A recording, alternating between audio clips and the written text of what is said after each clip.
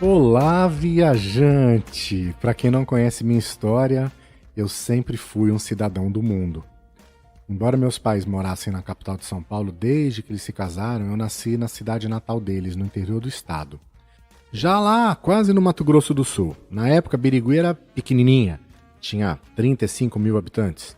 E o tamanho de Birigui era motivo mais do que suficiente para que meus pais pudessem ter procurado fazer a vida numa cidade maior e que acabaram escolhendo a capital como lugar para viver. Aliás, a capital onde eu passei boa parte da minha infância, embora, claro, fosse uma tradição da família a gente pegar a estrada pelo menos 2 vezes por ano, enfrentar algumas horas de estrada, mais de 500 quilômetros que separam Birigui da capital e fazer uma visita e passar as férias junto com a nossa família lá na cidade. E é justamente lembrando dessas viagens que eu faço a primeira confissão para vocês. Eu nunca me senti pertencente a nenhuma das duas cidades, nem em Birigui, nem em São Paulo. Porque nas minhas férias em Birigui, eu era o menino da capital, o caipira da cidade grande, fora do meu habitat.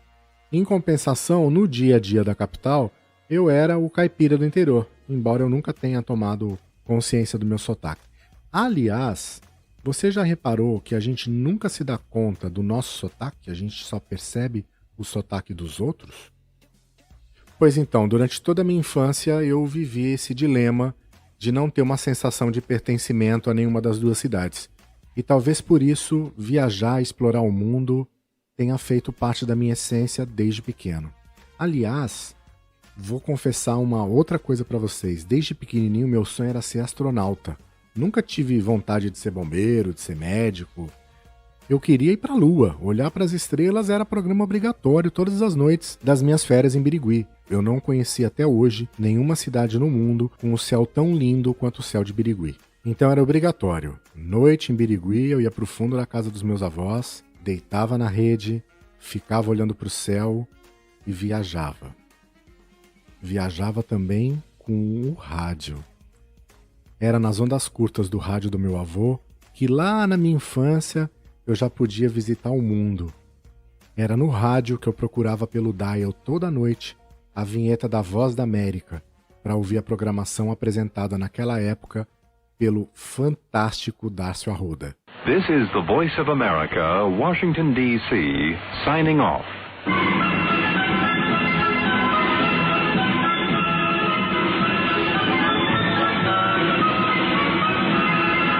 Além da Voz da América, eu lembro que nas noites eu ficava literalmente caçando no dial a programação de outras rádios como a Voz da Alemanha, a Rádio França Internacional, a Rádio Canadá Internacional, a Rádio Suíça Internacional, essas as minhas preferidas. As férias duravam pouco, eu tinha que voltar para São Paulo e aí ficava aquele vazio, aquela sensação de, não vou ter mais rádio para escutar. E eu até tentava. À noite ia lá nas ondas curtas, buscava, mas muita interferência, não dava para ouvir programação de rádio de fora em São Paulo. O máximo que eu conseguia era captar a Rádio Tupi aqui do Rio de Janeiro.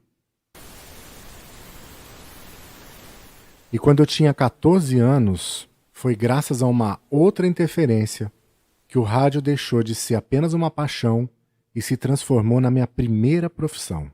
Isso aconteceu quando falar ao telefone virou uma saga lá em casa. Era tirar o telefone do gancho que você não conseguia falar com ninguém. Você ouvia a bendita de uma programação de uma rádio que tocava música instrumental, uma tal de radiodifusora, o som instrumental de São Paulo. Era uma interferência que não deixava a gente falar com ninguém. E taca ligar para a Telesp mandava o técnico lá, o técnico colocava um capacitor lá na fiação para tentar diminuir a interferência, mas não tinha jeito. Explicação final do técnico. Haviam instalado uma emissora de rádio próximo da minha casa e os transmissores dessa emissora causavam interferência nas linhas telefônicas de toda a vizinhança.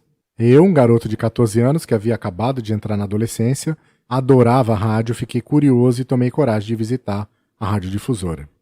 Gente, foi paixão à primeira vista.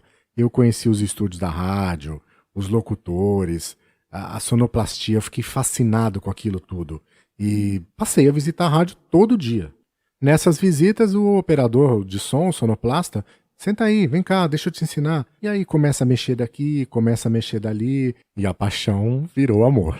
Eis que, Um belo dia, o diretor da rádio chega para mim e fala o seguinte: ô moleque, já que você vem aqui todo dia, já que eu vi que você leva jeito pra coisa, você não quer vir trabalhar com a gente aqui na rádio, não? Eu, com 14 anos de idade, apenas um estudante que não apitava nada na minha vida, precisei fazer o quê? Criar coragem para pedir pros meus pais me deixarem trabalhar. Primeiro eu pedi pra minha mãe. A resposta dela foi enfática: não. Rádio não é ambiente pra você, menino. O ambiente de rádio não presta. Enfim, fui falar com meu pai. Meu pai era muito bravo, muito bravo. Eu não lembro como foi para convencê-lo, mas no final das contas, lá estava eu, trabalhando na Radiodifusora do Brasil Limitada. Era um sonho, era uma coisa, assim, indescritível. Um emprego que eu até hoje digo que não existia melhor emprego para mim na vida. E olha que a programação da rádio era chata pra dedéu. Era assim, estilo Rádio Eldorado. Só tocava música instrumental, intercalada com alguns comerciais e cartucheira com o locutor anunciando a hora, que era gravada, não era locução ao vivo. A maioria das pessoas que começavam a trabalhar em rádio na época começava com o cargo de rádio escuta. O que era um rádio escuta? A pessoa colocava o fone de ouvido e ficava ouvindo a programação das rádios concorrentes. Numa época pré-internet, a fonte de informação eram as outras rádios. Então a pessoa ouvia para ver um furo de reportagem ou o que a outra rádio estava tocando. Essa era a função básica do rádio escuta. Eu tive o privilégio de pular essa fase. Eu não fui contratado para ser um rádio escuta. Mesmo porque eu já tinha feito, vamos chamar assim, de estágio não remunerado, lembra?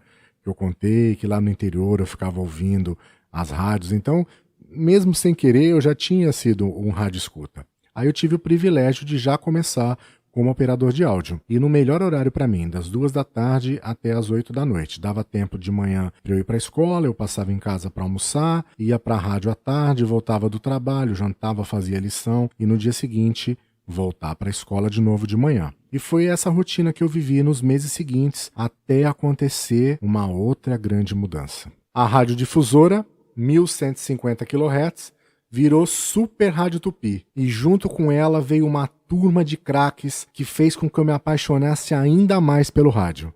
Aquela programação de música instrumental foi substituída por uma programação popular, uma equipe de locutores e apresentadores que eu só conhecia da televisão e dos rádios famosos. Jacinto Figueira Júnior, o Homem do Sapato Branco, Barros de Alencar, Moraes Sarmento, Enzo de Almeida Passos, Serafim Costa Almeida e um locutor noticiarista que foi uma grande inspiração, Gésner Las Casas. Eu passei a trabalhar também com feras da técnica como Onofre Favoto, Rufino. Foi nessa época que eu também tive contato mais próximo com o outro lado da relação, o lado do ouvinte, que liga para a rádio, que pede música, que se torna amigo. E foi assim que eu recebia dos ouvintes, dos fãs, aquelas cartinhas que chegavam pelo correio. Quanto carinho que eu recebi do ouvinte naquela época em que não havia haters. Olha, era muito, muito, muito gratificante. Foi na Rádio Tupi que eu também pude ganhar experiência nas transmissões esportivas, onde eu fazia as coberturas dos jogos do Campeonato Paulista e fiz uma Copa do Mundo, a Copa de 86, com a equipe Furacão do Esportes. A Tupi foi realmente uma escola, eu diria que a melhor escola que eu tive em rádio. E de lá foi um pulo para uma outra rádio do grupo, a Alfa FM, onde eu fiquei uma temporada antes de ter a minha primeira emissora de TV no currículo. A TV Gazeta, a Fundação Casper Libero. A TV Gazeta, nessa época, ela passava uma transformação, uma época de mudança, com uma equipe de pessoas que iriam realmente transformar a televisão no futuro. Tive a oportunidade de trabalhar com Serginho Groisman, Astrid Fontinelli, Tadeu Django e Aline Sassahara, que juntos formavam um novo projeto chamado TV Mix, que influenciou a carreira de todos eles. Trabalhei também com Claudete Troiano, com Marilan Salles. Quem lembra do Marilan Salles? Marilan Salles, criador do personagem Palhaço Tic Tac, tão famoso no Bambalalão e que tinha um programa nas tardes da TV Gazeta. Esses anos de rádio e TV tiveram, claro, total influência na faculdade que eu ia fazer. E só podia ter escolhido uma, comunicação social. Eu lembro que na época tinham 3 opções de habilitação. Eu fazia rádio e TV, ou era publicidade e propaganda, ou era jornalismo. Como eu já tinha o registro profissional de radialista, eu escolhi jornalismo. E não foi só por isso. A publicidade era algo distante da minha realidade, dos meus sonhos, e os anos de rádio e TV me mostraram que eu podia operar botão, eu podia fazer locução, mas eu não podia fazer uma coisa: escrever. Eu não podia contar as minhas histórias, eu podia só contar a história dos outros. Ser jornalista era obrigatório na época para que eu pudesse me expressar de uma forma mais completa e abrangente. Afinal, só podia escrever para o rádio, para a TV, para o jornal, quem tivesse registro profissional de jornalista. E para ter registro profissional de jornalista, era obrigatório ter uma faculdade de comunicação com habilitação em jornalismo. E esses 4 anos de faculdade me levaram a conhecer ainda mais caminhos: assessoria de imprensa, o cerimonial e protocolo e o serviço público. Como eu disse lá no começo desse podcast, eu nunca tive um sentimento de pertencimento por um só lugar.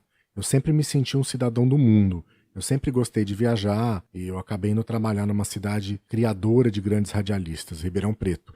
Por quê? Eu acabei passando num concurso público de uma estatal paulista. Foram alguns anos que eu vivi em Ribeirão Preto antes de retornar para a capital, onde eu trabalhei mais alguns anos na ouvidoria dessa estatal, a Prodesp. Até que em 2011 aconteceu a grande mudança da minha vida: casar com uma carioca e me mudar para o Rio de Janeiro, onde eu moro até hoje, vivo e sou feliz. E desde aquelas noites de infância em que eu viajava a olhar o céu no interior de São Paulo, muitos anos já se passaram. Claro que eu não pude realizar o sonho da minha infância de me tornar astronauta e ir para a Lua, mas eu tenho e tive o privilégio de poder viajar aqui mesmo pela Terra, conhecer novos destinos, me aventurar por esse mundão que, graças aos avanços da tecnologia, se torna cada dia menor e mais próximo de todos nós, terráqueos.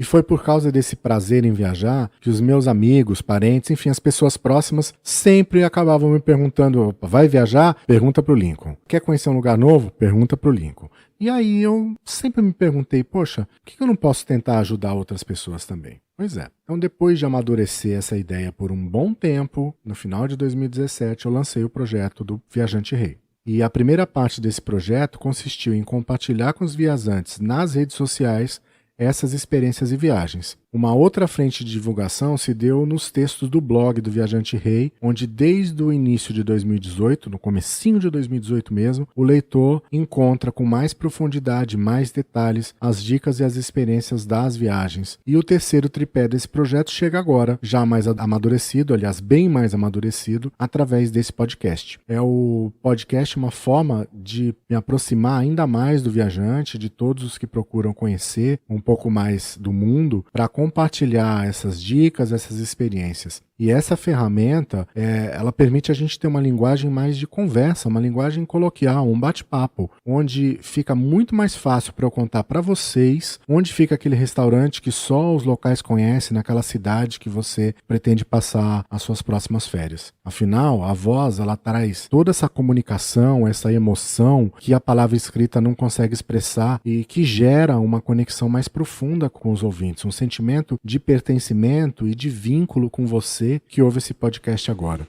Por falar em pertencimento, você já parou para pensar que é justamente nas viagens que a gente tem a oportunidade de, além de conhecer novos lugares, também conhecer novas culturas, novas pessoas, de ter afeto? Quando a gente fala de viagem, além do sentimento de pertencimento, a relação que a gente vai fazer dela, um sucesso ou não, depende sempre das expectativas que a gente envolve nessa viagem, ou seja, do que se espera dessa viagem. Afinal, muitas vezes as viagens têm como objetivo justamente serem uma forma de desconexão da nossa rotina diária, da busca pelo prazer que a gente deixa num segundo plano dentro das nossas atividades rotineiras. É isso que a gente procura quando a gente vai viajar. As viagens acabam se tornando uma forma de recuperar por alguns dias ou semanas essa energia que a gente gasta no dia a dia para que a gente possa enfrentar mais um ciclo de obrigações, mais um ciclo de atividades, seja no trabalho ou seja no estudo. Por outro lado, eu também sei que existem pessoas que não gostam de viajar e que na lista de to-do, na lista de coisas para fazer, a viagem está em último lugar.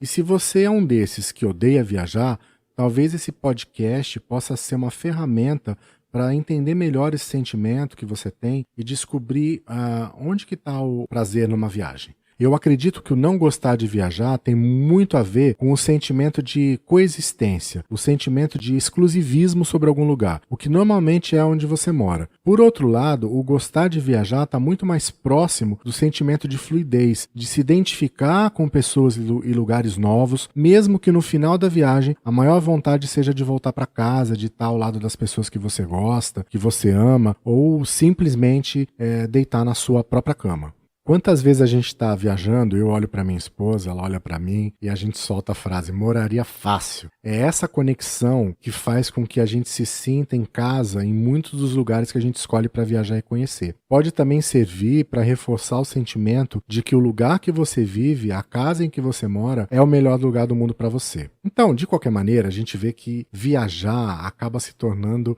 uma ferramenta incrível para você criar outras formas de conexão com o mundo.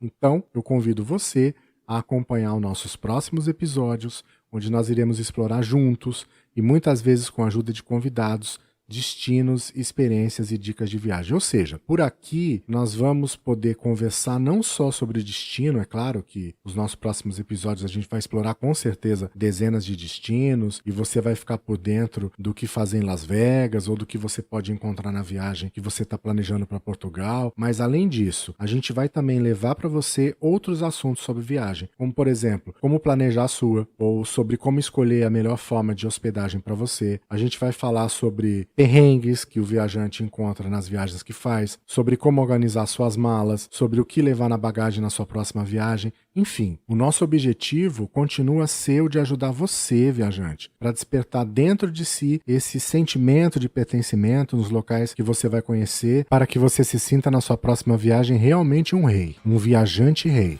Assim, eu te espero na semana que vem, no nosso próximo episódio. Até lá!